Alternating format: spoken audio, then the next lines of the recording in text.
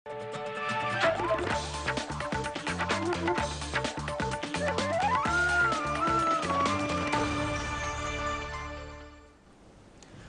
News ફોકસમાં હું આશુતોષ આપનું સ્વાગત કરું છું। શરૂઆત કરીએ મુખ્ય સમાચારથી। પ્રધાનમંત્રી મોદીએ કહ્યું, કેન્દ્રની જાણ બહાર જમ્મુ કાશ્મીર સરકારે છોડ્યો છે અલગતાવાદી મસરત આલમ। વિપક્ષને દેશભક્તિ નહીં શીખવવાનો ટોણો મારવા સાથે શ્રી મોદીએ દેશની અખંડતા સાથે હરગીઝ બાંધછોડ નહીં કરવા આપી ખાતરી। જમીન સંપાદન સુધારા વિધેયક ઉપર ચર્ચા હાથ ધરતી લોકસભા। 2013ના કાયદામાં નાનકડો ફેરફાર ઈચ્છતી નથી કોંગ્રેસ, છતાં વટહુકમને કાયદામાં બદલતો ખરડો પસાર કરાવવા મક્કમ છે મોદી સરકાર। પ્રધાનમંત્રી મોદીની વિદેશ યાત્રાનો આવતીકાલથી પ્રારંભ। શ્રીલંકા અને મોરેશિયસ બાદ સેશલ્સ પહોંચશે શ્રી મોદી। હિન્દ મહાસાગરમાં ઐતિહાસિક સંબંધ ધરાવતા દેશો સાથે મૈત્રી વધુ ગાઢ બનાવશે ભારત।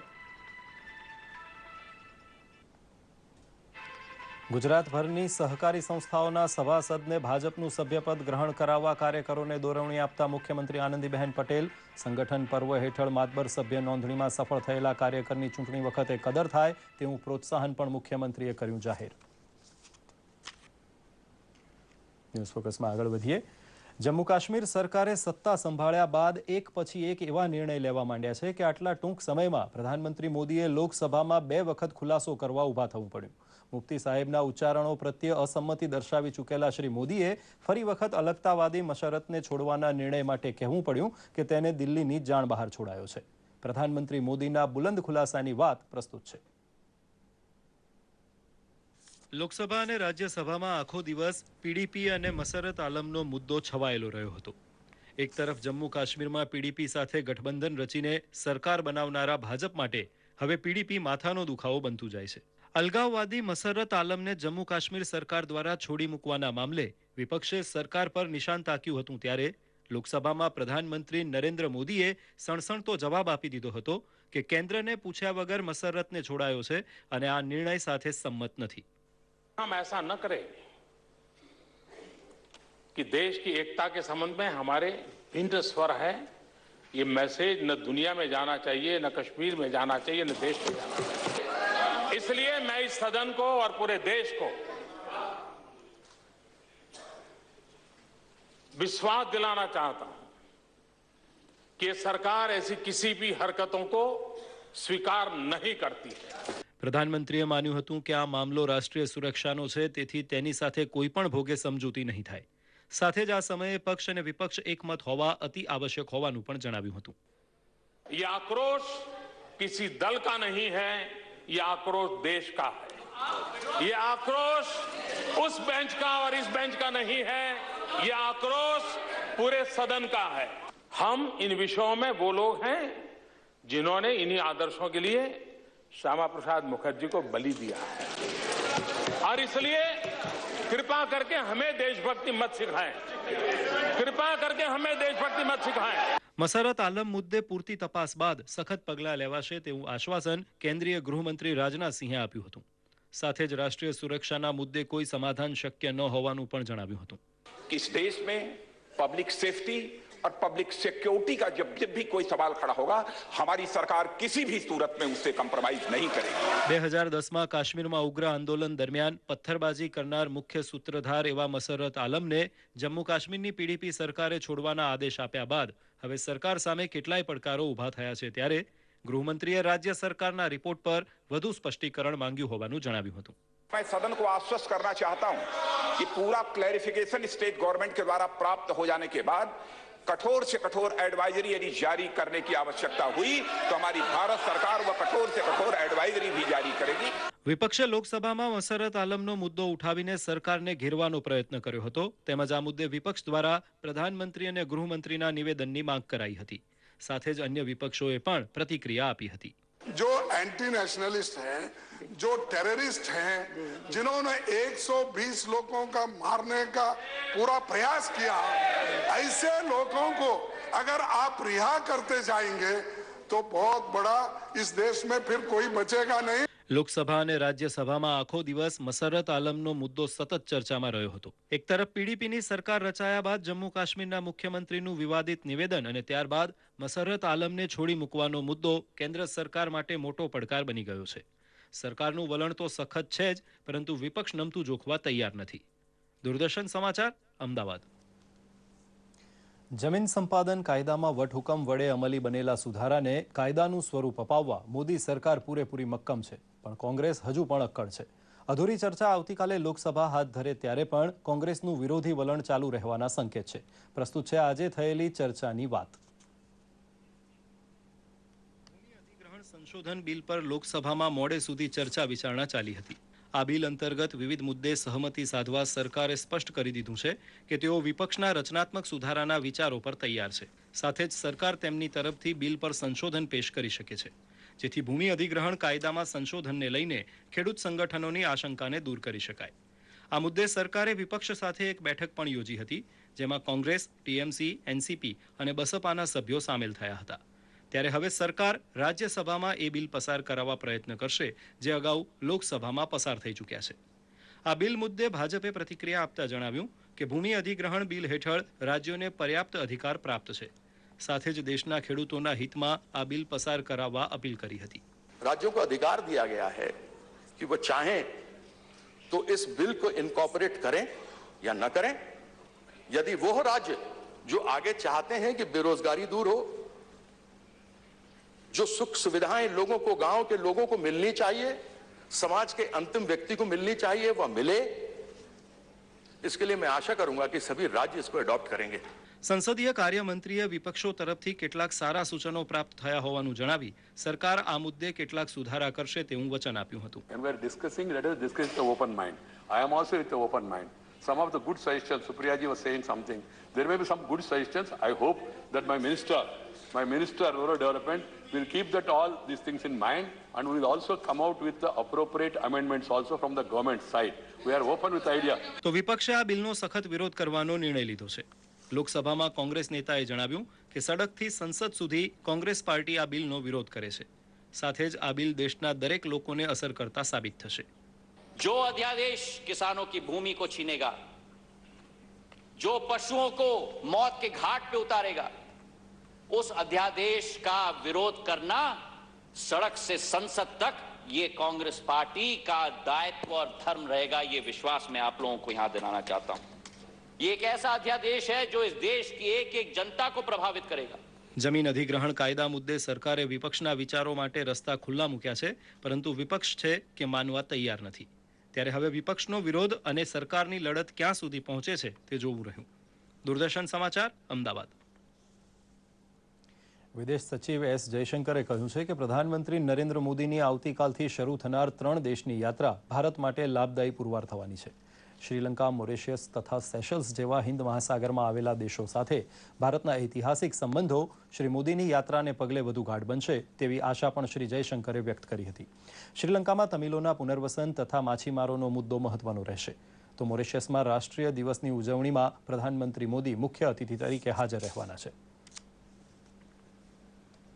પશ્ચિમ બંગાળના મુખ્યમંત્રી મમતા બેનર્જી આજે પહેલીવાર પ્રધાનમંત્રી નરેન્દ્ર મોદીને તેમના નિવાસસ્થાને રૂબરૂ મળ્યા હતા અને તેમના રાજ્ય માટે આર્થિક સહાયની માંગણી કરી હતી. શ્રી મોદી સાથેની મુલાકાત બાદ પત્રકારો સાથે વાત કરતા મમતા બેનર્જીએ કહ્યું હતું કે પ્રધાનમંત્રી સમક્ષ તેમણે પશ્ચિમ બંગાળનું દેવું માફ કરવાની રજૂઆત કરી હતી. સાથોસાથ મનરેગા તથા સંકલિત બાળ વિકાસ કાર્યક્રમ માટે ભંડોળ છૂટું કરવાની પણ માંગણી કરી હતી. શ્રી મોદી અને મમતા બેનર્જી વચ્ચે એકાદ કલાકની વ્યક્તિગત મુલાકાત બાદ તૃણમૂલ કોંગ્રેસના સાંસદો સાથે પણ પ્રધાનમંત્રીની બેઠક યોજાઈ હતી. जो चर्चा हुआ है, चर्चा का बाद में प्राइम मिनिस्टर जो कहा है वो कहा है कि ये बात सच है कि पश्चिम बंगाल को कर्जा सबसे ज्यादा है, देश में सबसे अधिक है. लेकिन तब भी एक बात है, इसका ये परिस्थिति में भी आप लोगों ने फाइनेंशियल डिसिप्लिन किया है फाइनेंस को, और आप लोगों ने बहुत बढ़िया काम किया है. और आप लोगों को फाइनेंस की परिस्थिति भी आप लोगों ने बहुत बदल किया है. आने वाला दिन भी आप लोगों ने बहुत सुधराएंगे जैसे आप लोग चल रहे हैं. हम लोग कोशिश करेंगे कि हमारा भी ऊपर बहुत सारे देश का कर्जा है, जैसे इंटरेस्ट का कर्जा है बहुत सारे स्टेट के लिए, तो हम कोशिश करेंगे मिलजुल के अगर कोई हल निकाल सकता है. 2G અને 3G સ્પેક્ટ્રમની હરાજીમાં કંપનીઓ દ્વારા 24 રાઉન્ડના અંતે 1 લાખ કરોડની બોલી લગાવવામાં આવી હોવાનો ગંજાવર આંકડો બહાર આવ્યો છે. 4 દિવસથી શરૂ થયેલા ઈ ઓક્શનમાં રખાયેલા સ્પેક્ટ્રમની લઘુત્તમ બોલી સરકારે 82,000 કરોડ રાખી હતી, જેને પાર કરતા ફક્ત 4 દિવસ લાગ્યા છે. હરાજી પૂરી થતાં સ્પેક્ટ્રમ માટે જે આવક ભારત સરકારને થશે તે આંકડો ઇતિહાસ બને તો નવાઈ નહીં. ગુજરાત વિધાનસભામાં વર્ષ 2015-2016ના સામાન્ય બજેટ પરની ચર્ચાના આરંભે વિપક્ષના નેતા શંકરસિંહ વાઘેલાએ સવાલ કરતા કહ્યું કે ગુજરાતનું દેવું 2 લાખ કરોડને પહોંચી ગયું છે. અહીં જન્મ લેતું પ્રત્યેક બાળક ₹33,000ના દેવાના ભાર વચ્ચે સેલ્ફ ફાઇનાન્સ શિક્ષણથી શરૂ કરીને પ્રાઇવેટ હોસ્પિટલના દબાણો અનુભવે છે. સુરતથી ભાજપના ધારાસભ્ય અને પૂર્વ મંત્રી નરોત્તમભાઈ પટેલે બજેટની ચર્ચા દરમિયાન કહ્યું કે નર્મદા યોજનાના ખાતમુહૂર્ત બાદ 17 વર્ષ સુધી કોઈ કામકાજ થયું નહોતું. તે વિલંબનો કોંગ્રેસે જવાબ આપવો જોઈએ. ડભોઈના ભાજપના ધારાસભ્ય બાલકૃષ્ણ પટેલે મુખ્યમંત્રી શ્રીમતી આનંદીબહેન પટેલને અભિનંદન આપતા કહ્યું કે સૌનો સાથ સૌના વિકાસના સૂત્રને દેશના ઘણા રાજ્યોએ અપનાવ્યું છે. ભાજપના ડોક્ટર નીમાબહેન આચાર્યએ કહ્યું કે અભયમ 181 મહિલા હેલ્પલાઇનને રાજ્યભરમાં વિસ્તારવાથી મહિલા સુરક્ષાને ફાયદો થશે. નસવાડીથી કોંગ્રેસના ધારાસભ્ય ધીરુભાઈ ભીલે આદિવાસી વિસ્તાર માટે સિંચાઈ જોગવાઈ વધારવાનું સૂચન કર્યું હતું. તો ભાજપના ધારાસભ્ય રાજાભાઈ પટેલે કહ્યું કે ખાણ ખનીજ વિભાગ માટે ₹107 કરોડના બજેટથી ગુજરાતમાં રોજગારી વધશે. મહિલા અને બાળ કલ્યાણ રાજ્યમંત્રી વસુબહેન ત્રિવેદીએ મહિલા દિન નિમિત્તે ગુજરાતના પ્રથમ મહિલા મુખ્યમંત્રી આનંદીબહેન પટેલને મહિલાલક્ષી યોજનાઓનો આરંભ કરાવવા બદલ અભિનંદન આપ્યા હતા. ટૂંકી ચર્ચા દરમિયાન અબડાસાથી કોંગ્રેસના ધારાસભ્ય શક્તિસિંહ ગોહિલે કચ્છના લખપત રાપરના દુષ્કાળગ્રસ્ત વિસ્તારોમાં સરકાર 5 ઢોરે ઘાસ આપવાનું બંધ કરીને પશુપાલકો પાસે હોય તેટલા તમામ ઢોરને ઘાસ આપે તેવી માંગણી કરી હતી. અમદાવાદમાં જીએમડીસી ખાતે પ્રાથમિક શિક્ષણમાં ગુણવત્તા વધારવા શું કરી શકાય જેવા વિષય પર એક પરિસંવાદ યોજાઈ ગયો. અચલા ફાઉન્ડેશન ટ્રસ્ટ દ્વારા આયોજિત આ પરિસંવાદમાં રાજ્યપાલ OP કોહલીએ શિક્ષણ ક્ષેત્રે મહત્વનું પ્રદાન આપનાર લોકોનું પ્રમાણપત્ર અને શાલ ઓઢાડીને સન્માન કર્યું હતું. આ પ્રસંગે શિક્ષણ સૌરભ અને યોગ વિશેના પુસ્તકનું વિમોચન કરવામાં આવ્યું હતું. આ પ્રસંગે શિવાનંદ આશ્રમના અધ્યાત્માનંદજી, પૂર્વ મુખ્ય સચિવ PK લહેરી, ડોક્ટર મફતલાલ પટેલ સહિત અગ્રણીઓ હાજર રહ્યા હતા. રાજ્યપાલ OP કોહલીએ જીવનમાં શિક્ષકનું મહત્વ સમજાવ્યું હતું.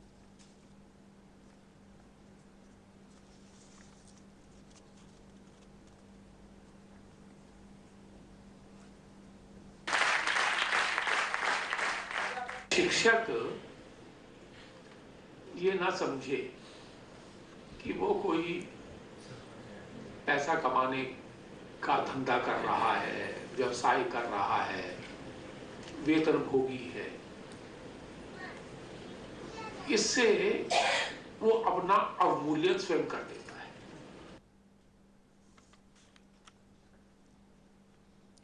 ભારતીય જનતા પાર્ટી દ્વારા ચાલી રહેલા સંગઠન પર્વ નિમિત્તે સહકારી ક્ષેત્રના અગ્રણીઓની એક બેઠક યોજાઈ ગઈ. મુખ્યમંત્રી આનંદીબહેન પટેલે આગામી 31મી માર્ચે સંગઠન પર્વ પૂરું થાય તે પહેલા મોટી સંખ્યામાં લોકો જોડાય તે માટે તેમજ સહકારી ક્ષેત્રમાં જોડાયેલી મહિલાઓ પણ નોંધણી કરાવે તે માટે ભારપૂર્વક જણાવ્યું હતું.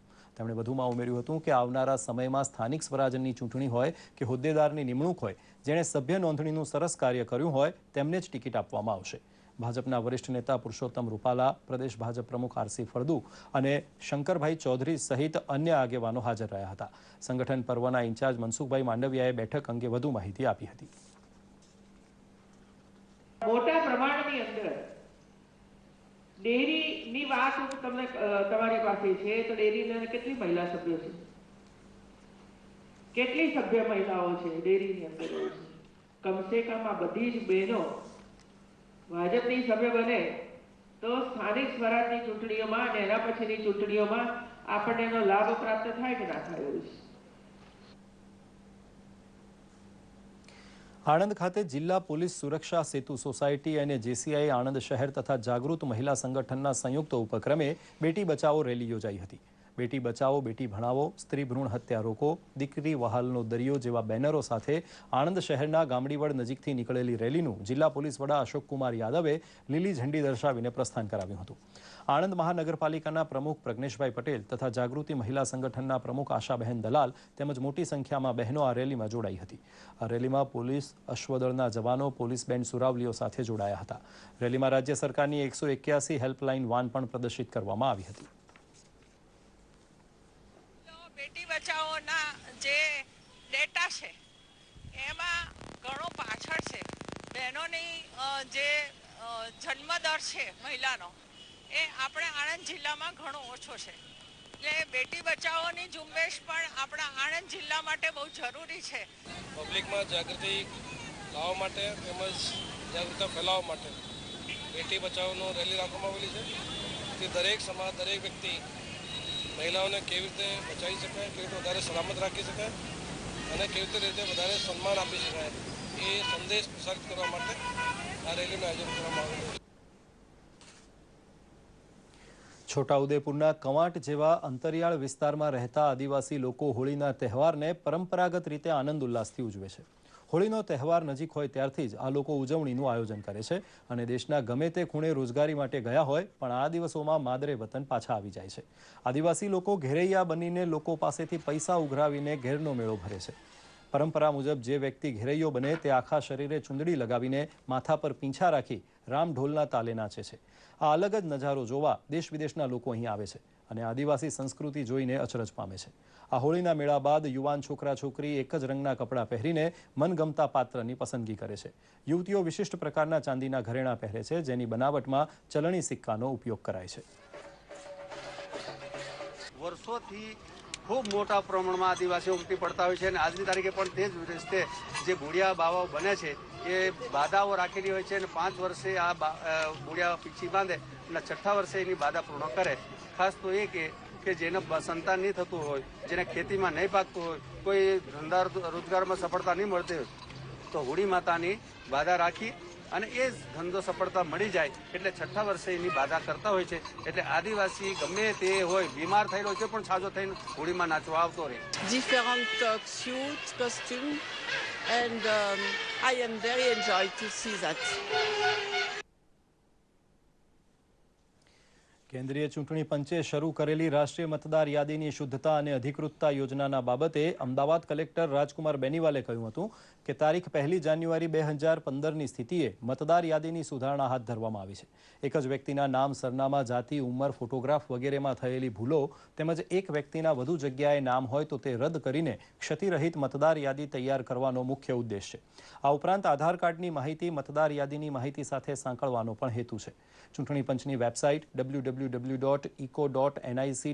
પર લોગિન કરીને મતદાતા 51969 નંબર પર SMS કરીને અને રાજ્ય તેમજ જિલ્લા કક્ષાના કોલ સેન્ટર પર ફોન કરીને નોંધણી અંગેની વિગતો રજૂ કરી શકે છે. નંબર છે અને એના જે આધાર કાર્ડ નંબર છે એ ડેટા દરેક મતદાર પાસેથી મેળવીને અને આપના ઓનલાઈન સોફ્ટવેરની અંદર એ બંને ડેટા ફીડ કરીને એની સીડિંગની કાર્યવાહી કરવામાં આવશે. એના માટે આપના જિલ્લામાં એક ડિટેલ પ્રોગ્રામ બહાર પાડવામાં આવ્યું છે જેની અંદર 12 એપ્રિલે એક સ્પેશિયલ કેમ્પ BLO દ્વારા દરેક મતદાન મથક ઉપર રાખવામાં આવશે. ત્યાં એક એનેક્સર એમાં દરેક મતદાર પોતાનું ફોર્મ ભરીને વિગતો આપી શકે છે. એની સાથે સાથે ઇલેક્શન કમિશન ઓફ ઇન્ડિયાની વેબસાઇટ ઉપર, સ્ટેટ ઇલેક્શન કમિશનની વેબસાઇટ ઉપર એક સ્પેશિયલ વ્યવસ્થા કરવામાં આવી છે જેમાં દરેક મતદાર વેબસાઇટ ઉપર જઈને પોતાના ડેટા, આધાર કાર્ડના ડેટા એના ઉપર અપડેટ કરી શકે છે. સ્વાઇન ફ્લૂથી થથરતા લોકો માટે રાહતના સમાચાર માત્ર એટલા છે કે મૃત્યુનો આંકડો હજુ 8 થી 12 વચ્ચે રમ્યા કરે છે, પરંતુ નવા નોંધાતા કેસમાં ખાસ્સો ઘટાડો થયો છે. હવામાનમાં ગરમી વધતા સ્વાઇન ફ્લૂનો ફેલાવો જરૂર અટકશે તેવી આશા બંધાઈ છે. હોળી બાદ ઘટેલી ઠંડી અને વધેલા તાપને પરિણામે હવે સ્વાઇન ફ્લૂનો ખતરો પણ ધીરે ધીરે ટળી રહ્યો હોય તેવું લાગી રહ્યું છે, કારણ કે સ્વાઇન ફ્લૂના નવા નોંધાતા કેસમાં ઘટાડો નોંધાયો હોવાનું ડોક્ટર્સનું કહેવું છે. સાથે જ મૃત્યુ આંકમાં પણ હવે આવનારા દિવસોમાં ક્રમશઃ ઘટાડો નોંધાશે તેવી પણ આશા વ્યક્ત કરાઈ રહી છે. સાથે જ વાતાવરણમાં આવેલા ફેરફારને પરિણામે કેસમાં હજુ ઘટાડો નોંધાશે. સ્વાઇન ફ્લૂ પીડિતોના આંકડામાં ગુજરાત પ્રથમ ક્રમે છે, ત્યારે સ્વાઇન ફ્લૂના નિવારણ માટે ઉપયોગમાં લેવાતી વેક્સિન હજુ સુધી રાજ્યના આમ આદમી સુધી પહોંચી શકી નથી, જ્યારે અન્ય દેશોમાં સ્વાઇન ફ્લૂ ઇન્ફ્લુએન્ઝા સામેની વેક્સિનનો મોટા પ્રમાણમાં ઉપયોગ થઈ રહ્યો છે. સ્વાઇન ફ્લૂની વેક્સિન પણ જે ઇન્ફ્લુએન્ઝા વેક્સિન છે એ માર્કેટમાં અત્યારે અવેલેબલ છે અને ખાસ કરીને આપણા દેશમાં કે આ સર્ક્યુલેટિંગ એરબોર્ન વાયરસ છે અને બધે જ ફેલાઈ ગયો છે, એટલે એના જે ટ્રીટમેન્ટ કરતા ડૉક્ટરો અને સિસ્ટરોને બધા હોય એ લોકોએ એમના પ્રોફાઇલેક્સિસ માટે વેક્સિન લેવી જોઈએ.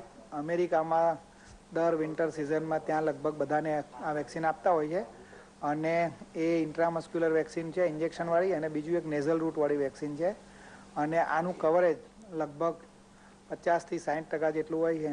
આવતા દિવસોમાં આ જેમ જેમ ગરમી વધતી જશે એમ કદાચ આ સ્વાઇન ફ્લૂ પણ ગુજરાતમાંથી ધીરે ધીરે અદૃશ્ય થઈ જશે. જામનગર સહિત ગુજરાતભરમાં સ્વાઇન ફ્લૂ સામે પ્રતિકાર શક્તિ પ્રદાન કરે તેવા આયુર્વેદિક ઉકાળાઓનું વિતરણ કરવા સમાજ સેવા કરતી સંસ્થાઓ જનતાને મદદરૂપ બની રહી છે.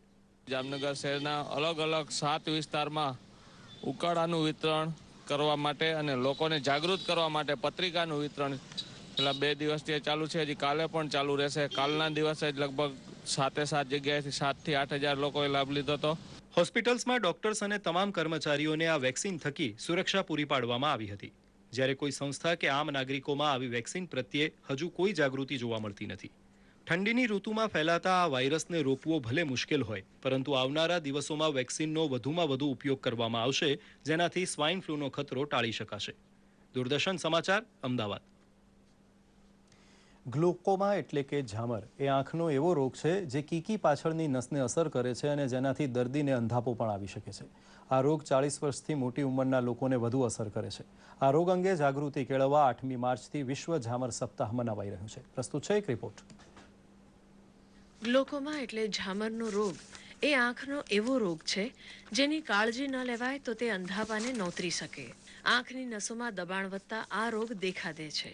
આ રોગ વારસાગત હોય છે અને મોટી ઉંમર સુધી આ રોગ વિશે ખબર પડતી નથી. જો કે આંખમાં અચાનક અસહ્ય દુખાવો થવો, આંખ લાલ થઈ જવી, માથાનો દુખાવો થવો, ઝાંખપ વળવી, પ્રકાશ ફરતે રંગીન કુંડાળા દેખાવા તથા દૃષ્ટિ ધૂંધળી થવી કે ઉલટીઓ થવી જેવા લક્ષણો ઝામર રોગના સૂચક છે. ग्लूकोमा आँखों की एक ऐसी बीमारी है जिसमें आँख का प्रेशर हाई हो जाता है और उसकी वजह से आँखों की नस पर असर होता है. आँखों की नस धीरे धीरे डैमेज हो जाती है और पेशेंट का विजन लॉस हो जाता है. इसके ऊपर ध्यान देने की बहुत ज़रूरत है क्योंकि ये एक ऐसी बीमारी है जिसमें अगर अंधत्व आ जाता है तो उसका निराकरण संभव नहीं है. जबकि सफ़ेद मोतिया में अंधत्व होने से लेंस निकालते ही उसकी रोशनी वापस आ जाती है. ઝામરના રોગથી જો દ્રષ્ટિ જતી રહે તો તે પાછી આવી શકતી નથી. પછી તબીબી સહાયથી માત્ર આંખને વધુ નુકસાનથી બચાવી જ શકાય. 40 के बाद जैसे इन्होंने बताया, यदि आपको मधुमेह जैसे डायबिटीज़ की बीमारी है, यदि आपको हाइपरटेंशन है, आपकी फैमिली में किसी को भी काला मोतिया हुआ है पहले, आपको थायराइड की बीमारी है या आपको किसी भी प्रकार की आंख में चोट लगी है या कभी भी आंख में कोई सर्जरी हुई है, तो ये अति आवश्यक है कि आप रेगुलर तरीके से हर साल अपने आंख की जांच कराएं और डॉक्टर को ये बताएं कि मुझे ये बीमारियां हैं, इसलिए मेरे को काला मोतिया होने के ज़्यादा चांसेस हैं. प्लीज़ मुझे मेरा आंख का प्रेशर अच्छे से देख लीजिए. તબીબી નિષ્ણાતોના માનવા મુજબ હાલ 1.25 કરોડ લોકો ઝામરના રોગથી પીડાઈ રહ્યા છે.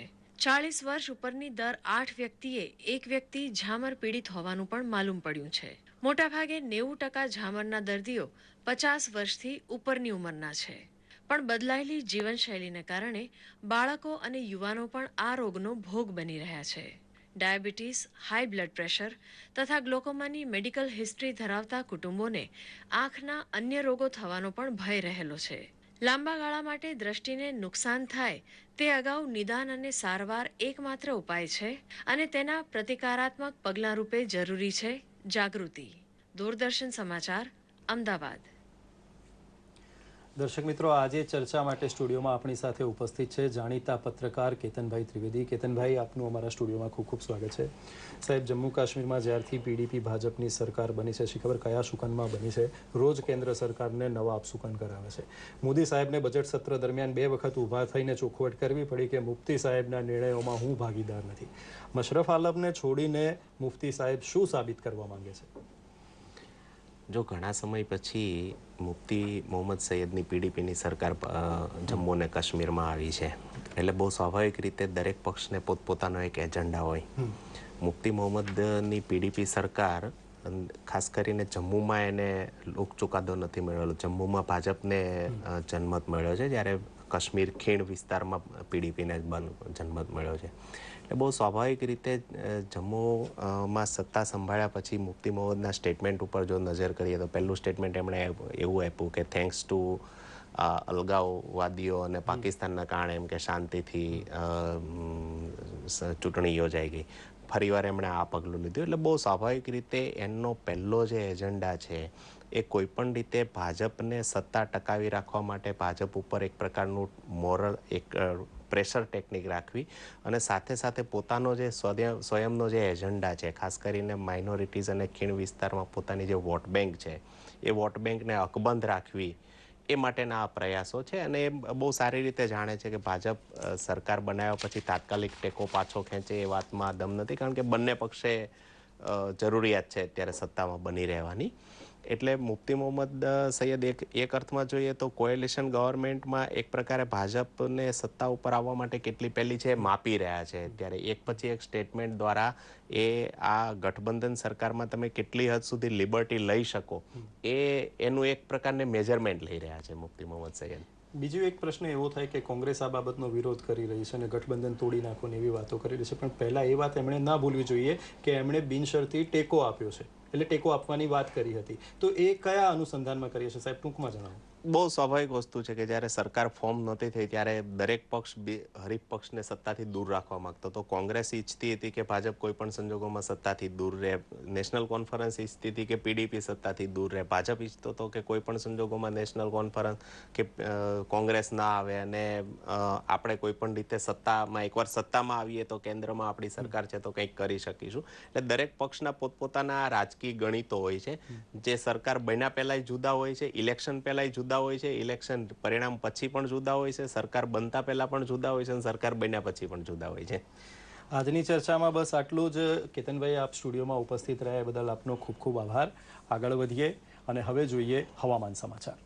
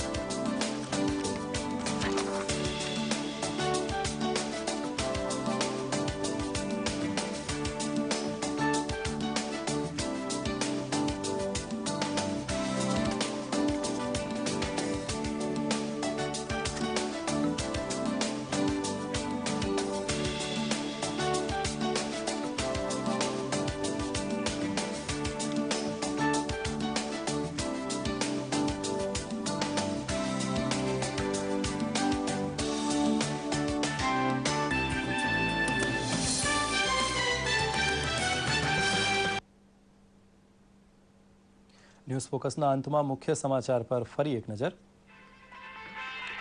પ્રધાનમંત્રી મોદીએ કહ્યું, કેન્દ્રની જાણ બહાર જમ્મુ કાશ્મીર સરકારે છોડ્યો છે અલગતાવાદી મસરત આલમ. વિપક્ષને દેશભક્તિ નહીં શીખવવાનો ટોણો મારવા સાથે શ્રી મોદીએ દેશની અખંડતા સાથે હરગીઝ બાંધછોડ નહીં કરવા આપી ખાતરી. જમીન સંપાદન સુધારા વિધેયક ઉપર ચર્ચા હાથ ધરતી લોકસભા 2013ના કાયદામાં નાનકડો ફેરફાર ઈચ્છતી નથી કોંગ્રેસ, છતાં વટહુકમને કાયદામાં બદલતો ખરડો પસાર કરાવવા મક્કમ છે મોદી સરકાર. પ્રધાનમંત્રી મોદીની વિદેશ યાત્રાનો આવતીકાલથી પ્રારંભ. શ્રીલંકા અને મોરેશિયસ બાદ સેશલ્સ પહોંચશે શ્રી મોદી. હિન્દ મહાસાગરમાં ઐતિહાસિક સંબંધ ધરાવતા દેશો સાથે મૈત્રી વધુ ગાઢ બનાવશે ભારત.